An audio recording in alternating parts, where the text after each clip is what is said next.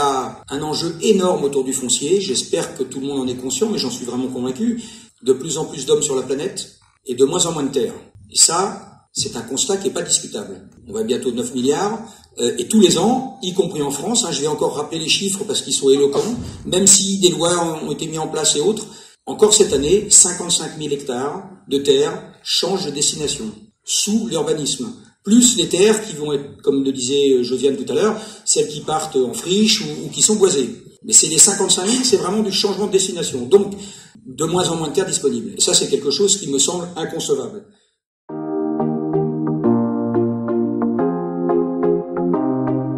Aujourd'hui, le foncier permet d'avoir quand même un revenu assez favorable si il est facilité.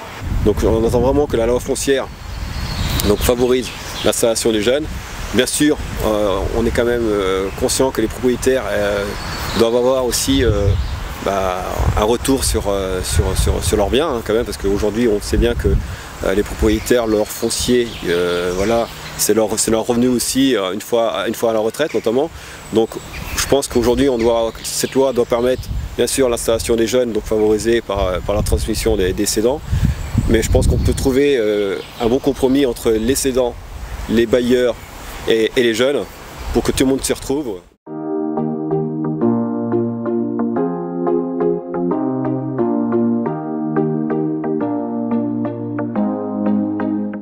À partir du moment où, effectivement, que ce soit du côté du locataire ou du côté du propriétaire, les normes environnementales auront de plus en plus d'importance,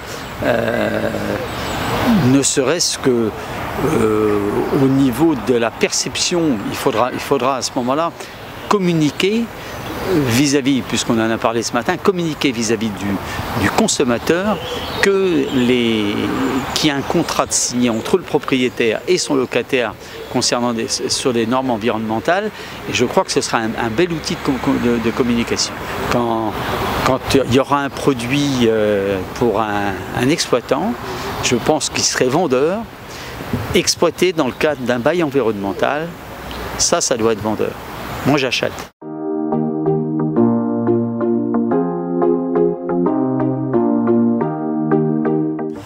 Aujourd'hui, effectivement, on est dans une période politique où ce qui était considéré comme une sorte d'héritage à défendre depuis des dizaines d'années pour la société est remis en cause en fonction d'objectifs politiques qui consistent à libéraliser finalement le développement des entreprises, à attirer des capitaux étrangers et derrière à déréguler aussi les pratiques sociales, quoi.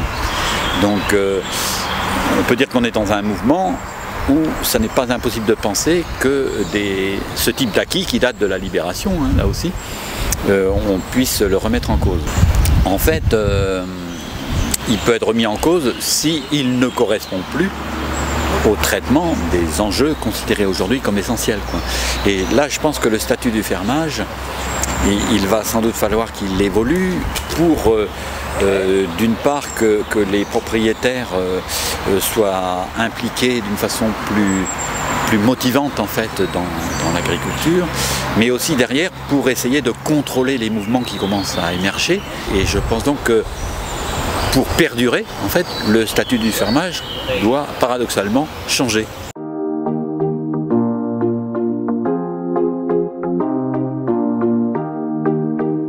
Le statut du fermage est un outil qui a permis un développement fort de l'agriculture française après-guerre. Mais il nous paraît vraiment usé et détourné. Il n'est plus un équilibre entre le locataire et le propriétaire. Et dans certains départements, le fermage est parfois inférieur à la taxe foncière. Un parfois qui risque bien de se transformer, vu de l'évolution et de l'autre, en souvent. La SNPR a réfléchi à des pistes d'évolution du statut. Toutes vont dans le sens de plus de souplesse pour répondre à la fois aux souhaits tant des propriétaires que des agriculteurs d'aujourd'hui, de nos fermiers. Dans un monde qui bouge, où les attentes de la société changent, un contrat plus adaptable aux entrepreneurs et aux investisseurs est une nécessité.